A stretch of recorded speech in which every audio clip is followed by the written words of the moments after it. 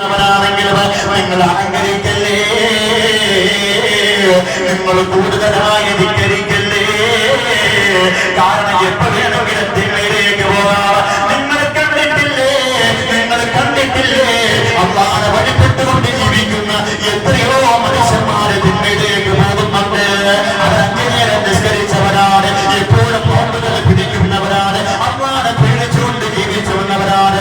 അതുകൊണ്ട് എന്റെ പ്രിയമുള്ള സഹോദര, തിന്മ ചെയ്തുകൊണ്ട് ജീവിക്കുന്ന മനുഷ്യരെ ഒരിക്കലും നീ ധിക്കരിക്കാൻ പാടില്ല. അവരെ എത്രയെല്ലാം തിന്മകൾ ചെയ്യുന്നവനാണെങ്കിൽ, കള്ളു കുടിച്ചുകൊണ്ട് വ്യഭിചരിച്ചുകൊണ്ട് ഹറാമുകൾ ചെയ്തുകൊണ്ട് തെറ്റുകൾ ചെയ്തുകൊണ്ട് എത്ര വലിയ തിന്മകൾ ചെയ്തവനാണെങ്കിലും അവനെ നീ ധിക്കരിക്കല്ലേ. അവൻ നന്നാകൂലെന്ന് പറയല്ലേ,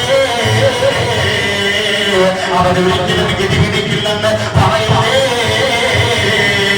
കാരണം മനുഷ്യന്റെ ഹൃദയമെന്നുള്ളത് തിന്മയിൽ ജീവിക്കുന്ന മനുഷ്യനാണെങ്കിലും തെറ്റുകളിൽ ജീവിക്കുന്ന മനുഷ്യനാണെങ്കിൽ ഏത് സമയത്താണ് നന്മയിലേക്ക് വരുന്നതെന്ന് പറയാൻ കഴിയില്ല. അതുമാത്രമല്ല, നന്മകൾ ചെയ്തുകൊണ്ട് ജീവിക്കുന്ന മനുഷ്യന് എപ്പോഴാണ് തിന്മയിലേക്ക് പോകുന്നതെന്ന് പറയാൻ കഴിയില്ല. അതുകൊണ്ട് നമ്മുടെ ഹൃദയമെന്നുള്ളത്, നമ്മുടെ കൽവെന്നുള്ളത് അത് തൂവാലയാണ്, നൂലിൽ കെട്ടിയിരിക്കുന്ന തൂവാലയാണ്. ആയിഷ റസൂലുള്ളാഹി സ്വല്ലല്ലാഹു അലൈഹി വസല്ലം തങ്ങൾ ആയിഷ ബിബി റളിയല്ലാഹു തആല അൻഹയോട് ഉപദേശമാണ്. ഒരു മനുഷ്യൻ ഒരുപാട് നന്മകൾ ചെയ്യുന്ന മനുഷ്യൻ, അവൻ നിസ്കരിക്കും, നോമ്പ് പിടിക്കും, 5 നേരം കൃത്യമായി നിസ്കരിക്കും, സുഹൃതങ്ങൾ ചെയ്യും, സൽപ്രവൃത്തികൾ ചെയ്യും. പക്ഷേ ആ മനുഷ്യൻ നമ്മൾ ഒരിക്കലും ധിക്കരിക്കാൻ പാടില്ല.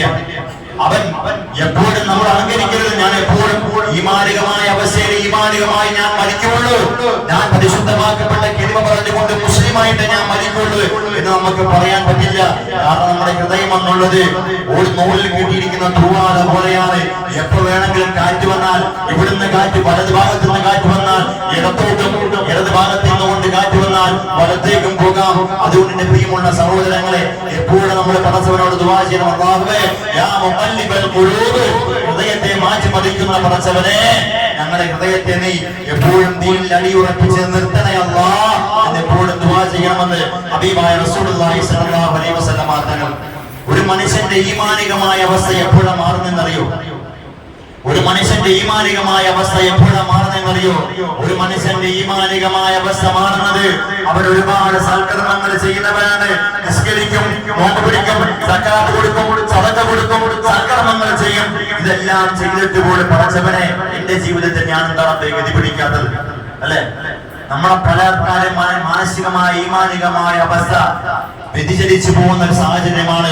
ഒരുപാട് സൽക്കർമ്മങ്ങൾ ചെയ്യുന്ന മനുഷ്യനാണ്, പക്ഷേ എന്റെ വീടിന് തൊട്ട് അയൽപക്കത്ത് താമസിക്കുന്നവർ നിസ്കരിക്കൂല, നോമ്പ് പിടിക്കൂല, ഒരു സൽക്കർമ്മവും ചെയ്യൂല. എപ്പോഴും തോന്നി മാസങ്ങൾ ചെയ്തു, റമദാൻ മാസം പോലും പള്ളിയിൽ കയറാത്ത മനുഷ്യന്മാര് ആഴ്ചകൾ തോറും ബിരിയാണി വെച്ചുകൊണ്ട് നല്ല വീട്ടിൽ വാഹനങ്ങൾ വാങ്ങിച്ച്, കാറ് വാങ്ങിച്ച്, മകളെ കെട്ടിച്ച്, മകനെ കെട്ടിച്ച്, നല്ല നിലയിൽ കെട്ടിച്ച്, നല്ല സാമ്പത്തികമായ അവസ്ഥയിൽ കഴിയുമ്പോൾ അള്ളാഹനെ ആരാധിച്ചുകൊണ്ട് നടക്കുന്ന, നിസ്കരിക്കുന്ന, അള്ളാഹനെ വഴിപ്പെട്ടുകൊണ്ട് ജീവിക്കുന്ന എന്നെ എന്റെ റബ്ബിനെ ഇങ്ങനെ പരീക്ഷിക്കുന്നത് നമുക്കൊരാളുടെ ചിന്തയാണ്. ഞാൻ നിസ്കരിക്കുവോ? നിസ്കരിക്കും, താജ്ജുദുണ്ടോ? ഉണ്ട്, ഖുർആനോദുമോ? ഉണ്ട്. എല്ലാം ചെയ്തിട്ട് പോലും എന്റെ ജീവിതത്തിൽ ഞാൻ ഗതി പിടിക്കുന്നില്ല. അല്ലെ, നമ്മുടെ ജീവിതത്തിൽ നമുക്ക് ഗതി പിടിക്കുന്നില്ല.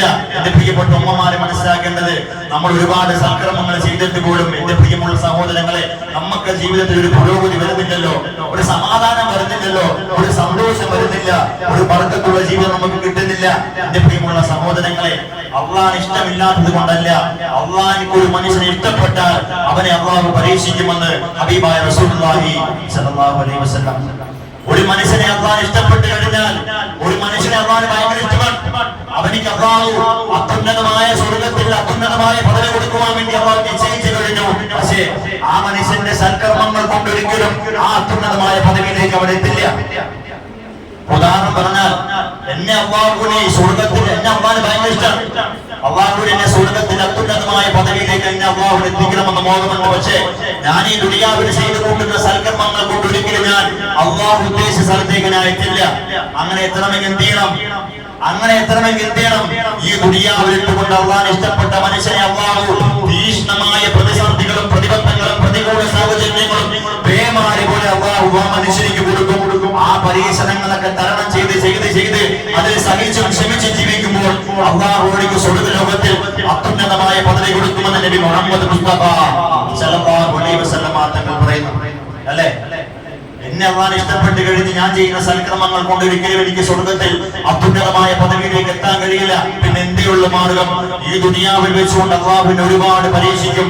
ആ പരീക്ഷണങ്ങൾ ഞാൻ അള്ളാന്റെ മുമ്പിൽ ക്ഷമയോടുകൂടി സഹിച്ചു പിടിച്ചു നിൽക്കുമ്പോൾ ആ റബ്ബിനെ അത്യുന്നതമായ സ്വർഗത്തിൽ എത്തിക്കുമെന്ന് ഹബീബായ റസൂലുള്ളാഹി സ്വല്ലല്ലാഹു അലൈഹി വസല്ലം. ഈ ഒരു ഹദീസ് നമ്മൾ മനസ്സിലാക്കി നമ്മുടെ ഈമാൻ നഷ്ടപ്പെട്ടു പോവില്ല. നമ്മുടെ ഈമാൻ നഷ്ടപ്പെട്ടു പോകാനുള്ള ഹദീസാണത്.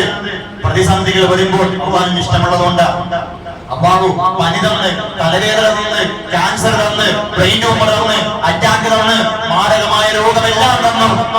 ഈ ഒരു രോഗത്തിന് പോലും എനിക്ക് ചികിത്സിക്കാനുള്ള സാമ്പത്തികമായ അവസ്ഥയില്ല. എന്തിനാ പടച്ചവനെ എന്നെ പീഡിപ്പിക്കുന്നത്?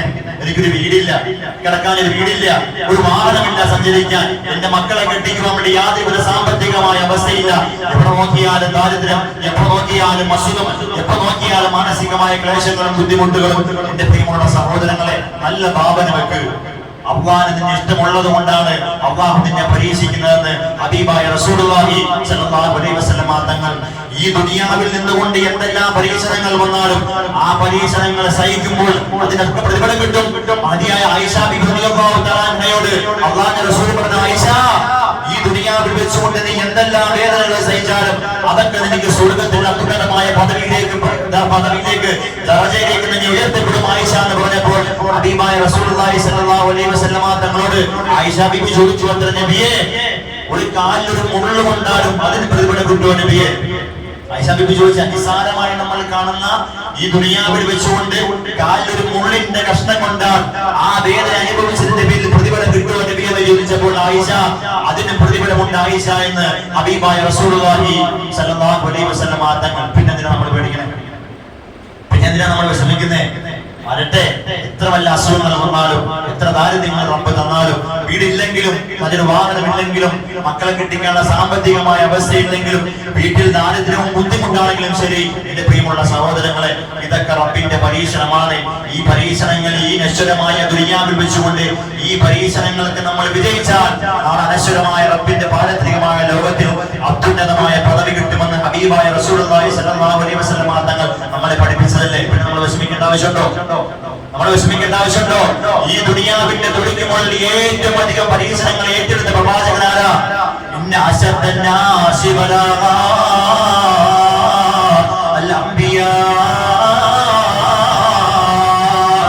ഈ ദുനിയാവിന്റെ തുടിക്കുമ്പോൾ ഏറ്റവും അധികം പരീക്ഷണങ്ങളും വേദനകളും, ഓരോ വേദനകളും ബുദ്ധിമുട്ടുകളും, ഓരോ പരീക്ഷണങ്ങളും, ഓരോ ക്ലേശങ്ങളും ഏറ്റവും അധികം സഹിച്ചത് അത് അമ്പിയാക്കളാണ്. ഈ ദുനിയാവിൽ ഏറ്റവും അധികം പരീക്ഷണങ്ങൾ സഹിച്ചത് അൽ അംബിയാ. അത് ഏറ്റവും അധികം പരീക്ഷണങ്ങൾ സഹിച്ചത് അത് അംബിയാ മുർസലീങ്ങളാണ്.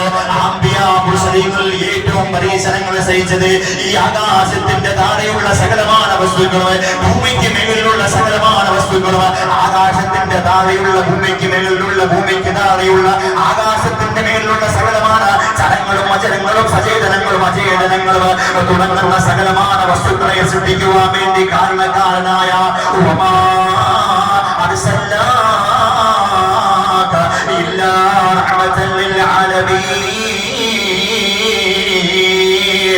സകലമാന ജന്തുക്കളെയും സകലമാന ജീവികളെയും സകലമാന വസ്തുക്കളെയും പടക്കാൻ കാരണക്കാരനായ പ്രവാചകൻ, ഹബീബായ പ്രവാചകൻ നബി മുഹമ്മദ് മുസ്തഫ സല്ലല്ലാഹു അലൈഹി വസല്ലം തങ്ങളെയാണ് ഈ ദുനിയാവിൽ അല്ലാഹു ഏറ്റവും പരീക്ഷിച്ചിട്ടുള്ളത്.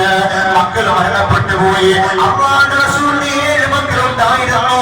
ഈ ദുനിയാവിലെ അല്ലാഹുവിന്റെ പ്രവാചകൻ 7 മക്കളെ അല്ലാഹു കൊടുത്തു. ആ 7 മക്കളിൽ 6 മക്കളും അല്ലാഹുവിന്റെ പ്രവാചകന്റെ കാലത്ത് തന്നെ മരണപ്പെട്ടു പോയില്ലേ?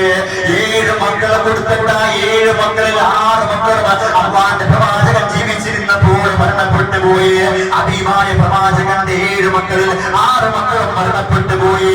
6 മക്കളിൽ 5 മക്കളെയും അല്ലാഹുവിന്റെ പ്രവാചകനാണ് അടക്കം ചെയ്തത്. അല്ലാഹുവിന്റെ പ്രവാചകനാണ് 5 മക്കളെയും ഖബറിലേക്ക് ഇറക്കി വെച്ചത്.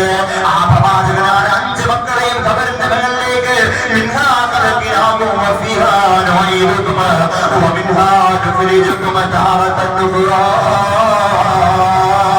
എന്ന്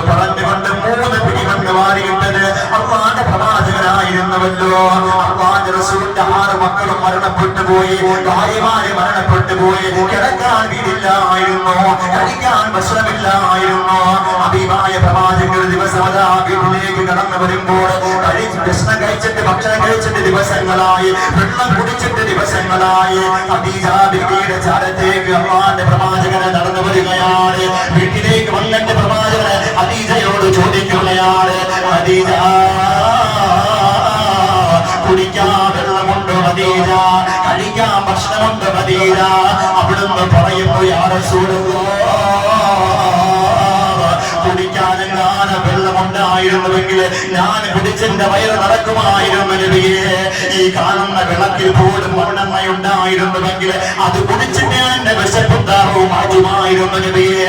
അത്രമാത്രം തീക്ഷ്ണമായ പരീക്ഷണങ്ങളും വിഷമങ്ങളും ദാരിദ്ര്യങ്ങളും അല്ലാഹുവിന്റെ പ്രവാചകന് കൊടുത്തുവല്ലോ. കിടക്കാൻ വീടില്ല, കുടിക്കാൻ വെള്ളമില്ല, കഴിക്കാൻ ഭക്ഷണമില്ല, എപ്പോഴും പ്രതിസന്ധികളാണ്, എപ്പോഴും വേദനകളാണ്. എത്ര ദിവസമാണ് അല്ലാഹുവിന്റെ പ്രവാചകന്റെ വീടിന്റെ അകത്ത് അടുപ്പ് കത്തിയിട്ട് ഒരുപാട് ദിവസങ്ങൾ അടുപ്പ് പോലും കത്താതെ കിടന്നിട്ടുണ്ടല്ലോ. ഹബീബായ പ്രവാചകന് ഭക്ഷണം കഴിക്കാനില്ലാഞ്ഞിട്ട് വിശപ്പ് സഹിക്കാൻ വയ്യാതെ കരിങ്കല്ലെടുത്തിട്ട് വയറ്റിൽ കെട്ടിവെച്ചുകൊണ്ട് നടന്ന പ്രവാചകനായിരുന്നു മുഹമ്മദ് നബി സല്ലല്ലാഹു അലൈഹി വസല്ലമ തങ്ങള്. അത്രമാത്രം പരീക്ഷണങ്ങൾ നമുക്കുണ്ടായില്ല. ഭക്ഷണം കഴിക്കാനില്ലാഞ്ഞിട്ട് പച്ചലകളും പുല്ലുകളും തിന്ന് ജീവിച്ച് നബി മുഹമ്മദ് മുസ്തഫ സല്ലല്ലാഹു അലൈഹി വസല്ലമ തങ്ങള് അത്രമാത്രം പരീക്ഷണങ്ങൾ കൊടുത്തു. അല്ലാഹുവിന് ഇഷ്ടമില്ലാത്തത് കൊണ്ടാണോ, അല്ലാഹുവിന് ഇഷ്ടമില്ലാത്തത് കൊണ്ടാണോ അല്ലാഹുവിന്റെ പ്രവാചകൻ ഇത്രമാത്രം ദാരിദ്ര്യവും വിഷമവും കൊടുത്തത്? അതുകൊണ്ട് മനസ്സിലാക്കണേ, എത്രയെല്ലാം പ്രതിസന്ധികൾ വന്നാല്, എത്രയെല്ലാം വേദനകൾ വന്നാലോ, എത്രയെല്ലാം ക്ലേശങ്ങൾ വന്നാലും ഇതൊക്കെ റബ്ബിനോട് ഇഷ്ടമുള്ളത് കൊണ്ടാണ്, ഇതൊക്കെ റബ്ബിനോട് ഇഷ്ടമുള്ളത് കൊണ്ടാണെന്ന് നമ്മൾ മനസ്സിലാക്കിക്കോ. എന്റെ പ്രിയമുള്ള ഉമ്മ, എന്റെ പ്രിയമുള്ള സഹോദരിമാരെ, നിങ്ങൾക്ക് പ്രതിസന്ധികൾ വരുമ്പോൾ, പ്രതിബന്ധങ്ങൾ വരുമ്പോൾ, പ്രതികൂല സാഹചര്യങ്ങൾ വരുമ്പോൾ, ജീവിതത്തിൽ പ്രയാസങ്ങളും വേദനകളും ബുദ്ധിമുട്ടുകളും വരുമ്പോൾ, ഭർത്താവുമായി വീട്ടിൽ നിന്നുകൊണ്ട് പടക്കം ഭരിക്കുമ്പോൾ, മക്കൾ പറഞ്ഞാൽ കേൾക്കാതെ വരുമ്പോൾ, ജീവിതത്തിൽ അതാ ഓരോ ബുദ്ധിമുട്ടുകൾ ഒന്നു കഴിയുമ്പോൾ ഒന്നുകൂടെ വരുമ്പോൾ, നിന്റെ ഉമ്മയും നിന്റെ വാപ്പയും നിന്റെ ഭർത്താവും നിന്റെ മക്കളും നിന്റെ കൂടെ പ്രവർത്തിക്കുന്നത് എല്ലാവരും നിന്നെ സംശയത്തിന്റെ മുൾമുനയിൽ നിർത്തുമ്പോൾ, എല്ലാവരും നിന്നെ ആക്ഷേപിച്ച് കളയുമ്പോൾ, എല്ലാവരും നീ കൊള്ളാത്തവരാണെന്ന് പറയുമ്പോൾ, ആത്മഹത്യ ചെയ്യല്ലേ ഉമ്മ, ജീവിതമില്ലാതാക്കല്ലേ പെങ്ങളെ, ആത്മഹത്യ ചെയ്തുകൊണ്ട് ജീവിതം വേണ്ടല്ലേ ഉമ്മ. നിന്നെ പൂജപ്പെട്ട് നീ ദുനിയാവിന്റെ തൊഴിക്ക് പോയി ജീവിച്ചിട്ടുണ്ടായിരുന്നു.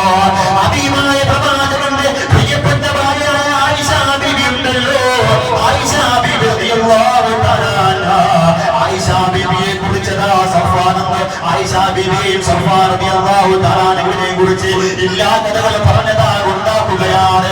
അല്ലാഹുവേ, വിശുദ്ധമാക്കപ്പെട്ട പ്രവാചകനെ ഇസ്ലാമിനെ ഇല്ലായ്മ ചെയ്യുവാൻ വേണ്ടി നടക്കുന്ന മുസ്ലിമീങ്ങൾ വന്ന അല്ലാഹുവിന്റെ പ്രവാചകന്റെ പ്രിയപ്പെട്ട ഭാര്യ ആയിഷ ബീവി റളിയല്ലാഹു തആലയെയും സഫ്വാൻ റളിയല്ലാഹു തആലയെയും കുറിച്ച് അതാ എല്ലാ കഥകളും പറയുകയാണ്. ആയിഷ ബീവിയെ കുറിച്ച് എല്ലാ ദീനങ്ങൾ പറഞ്ഞു വരുത്തുകയാണ്. ഹബീബായ പ്രവാചകന്റെ ശരീരത്തിലേക്ക് ഈ വാർത്തയായി എത്തുകയാണ്. ആയിഷ ബീവി അതാ പൊട്ടിക്കരഞ്ഞുകൊണ്ട് പ്രവാചകന്റെ ചാരത്തേക്ക് ചെല്ലുകയാണ്. അവിടുന്ന് പറയുന്ന നബിയേ, ഞാൻ തിന്മ ചെയ്യൂലെന്ന് അങ്ങക്കറിയാമല്ലോ നബിയേ, ഞാൻ തെറ്റ് ചെയ്യൂല എന്ന്, ഞാൻ തിന്മയിലേക്ക് പോകൂല എന്ന് അങ്ങക്കറിയാമല്ലോ പ്രവാചകരെ. ആയിഷ ബീവിയോട് അല്ലാഹുവിന്റെ റസൂൽ പറയുകയാണ്, ആയിഷ, എനിക്കെല്ലാവരും എതിരാണ് ആയിഷ.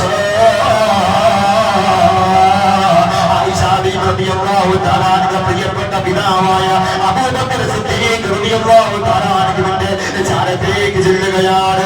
അവിടുന്ന് പറയുന്നു, ഉപ്പാ, ഞാൻ തിന്മ ചെയ്തിട്ടില്ല ഉപ്പാ, ഞാൻ തെറ്റ് ചെയ്തിട്ടില്ല ഉപ്പാ, എന്റെ വെറുതെയാണ് എല്ലാ കഥകളെ പറഞ്ഞുകൊണ്ട് കെട്ടിച്ചമച്ചുകൊണ്ട് പറയുന്നതാണ് ഉപ്പാ, അതുകൊണ്ട് ഞാൻ തിന്മകളെ ചെയ്തിട്ടില്ല, എന്നെ വിശ്വസിക്കൂ ഉപ്പാ. ആയിഷ ബീവിയെ സ്വന്തം ഭർത്താവ് കൈയൊഴിയുകയാണ്.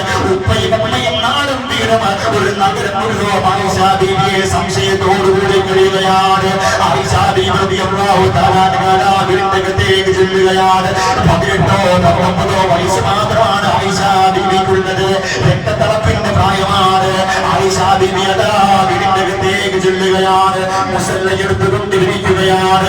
എന്നിട്ട് 40 ദിവസം കാലമാ വീടിനകത്തിരിക്കുകയാണ്. 40 ദിവസം കഴിഞ്ഞു. 41ാമത്തെ ദിവസം ആയിഷ ബീവിയെ കാണാതെ അല്ലാഹുവിന്റെ റസൂൽ പുഞ്ചിരിച്ചുകൊണ്ട് കടന്നു വരികയാണ്. അവിടുന്ന് പറയുന്നു, യാ റസൂലല്ലാഹ്, അല്ലാഹുവിന്റെ നബിയേ, ജിബ്രീൽ വന്നോ നബിയേ, ഞാൻ തെറ്റ് ചെയ്യില്ലെന്ന് ജിബ്രീൽ വന്ന് പറഞ്ഞോ നബിയേ, ഇറങ്ങിയോ നബിയേ, അല്ലാഹു അങ്ങേക്ക് സത്യം മനസ്സിലാക്കി തന്നോ നബിയേ. അവിടുന്ന് പറയുമ്പോൾ ആയിഷ, ജിബ്രീൽ വന്ന ആയിഷ, ഇറങ്ങിയ ആയിഷ, അല്ലാഹു അറിയിച്ചു തന്ന ആയിഷ. അവിടുന്ന് പറഞ്ഞു, യാ റസൂലല്ലാഹ്, എനിക്കറിയാമായിരുന്നു നബിയേ, ഞാൻ നിരപരാധിയാണെന്ന് അല്ലാഹു അറിയിക്കുമെന്ന് എനിക്കറിയാമായിരുന്നു നബിയേ.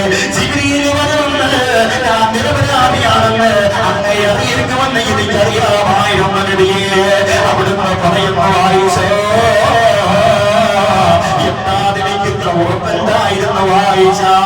ജിബ്രീൽ വരുമെന്ന് ഇറങ്ങുമെന്ന് അല്ലാഹു അറിയിച്ചു തരുമെന്ന് നിനക്കിത്ര ഉറപ്പെന്തേ ആയിഷ?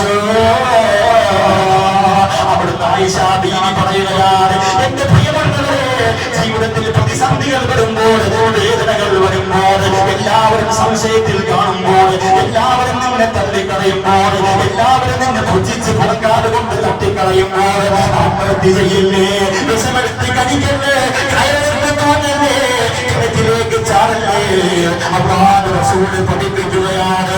ആയിഷ ബീവി റളിയല്ലാഹു തആല 40 ദിവസം കാലം വീടിന്റെ അകത്ത് വാതിൽ അടച്ചിട്ട് മുസല്ലയെടുത്ത് വിളിച്ചിട്ട് ആ മുസല്ലയിലിരുന്നു കൊണ്ട് പറഞ്ഞ ദിക്റേതെന്നറിയോ? പ്രതിസന്ധികൾ വരുമ്പോൾ എന്റെ പ്രിയമുള്ള അമ്മ, പ്രതിസന്ധികളും പ്രതിബന്ധങ്ങളും ജീവിതത്തിലേക്ക് വരുമ്പോൾ, എല്ലാവരും നിന്നെ പുച്ഛിക്കുമ്പോൾ, നിന്റെ ഭർത്താവ് നിന്നെ വേണ്ടെന്ന് വെക്കാൻ നോക്കുമ്പോൾ, നിന്റെ മക്കൾ നിന്നെ ഉപേക്ഷിക്കാൻ നോക്കുമ്പോൾ, നാടും വീടും വീട്ടുകാരുമല്ല നിന്നെ വേണ്ടെന്ന് വെക്കുന്ന സമയത്ത് ആത്മഹത്യ ചെയ്യല്ല ഉമ്മ, വിഷമെടുത്ത് കഴിക്കല്ലേ പെണ്ണേ, കിണറിലേക്കും പുഴയിലേക്കും ചാടല്ലേ ഉമ്മ. അവരുടെ മുമ്പിൽ നീ നിരപരാധിയാണെന്ന് കാണിച്ചു കൊടുക്കണം.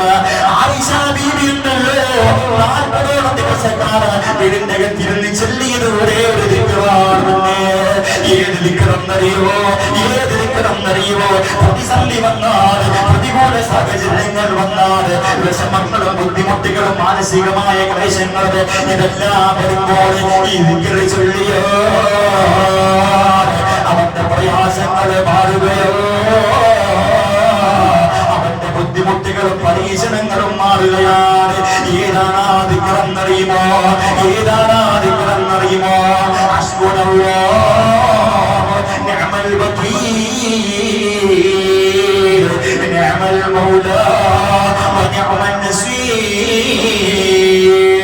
ഈ ദിക്ർ ഏതെങ്കിലും ഒരു മനുഷ്യനെ പ്രതിസന്ധി സമയത്ത് ഈ ദിക്ർ ചൊല്ലിക്കഴിഞ്ഞാൽ അവന്റെ നിരപരാധിത്വം അല്ലാഹു തെളിയിക്കുമെന്ന് മഹദിയായ ആയിഷ ബീവി റളിയല്ലാഹു തആല അൻഹാ. അല്ലാഹു തൗഫീഖ് നൽകട്ടെ. അല്ലാഹു തൗഫീഖ് നൽകട്ടെ.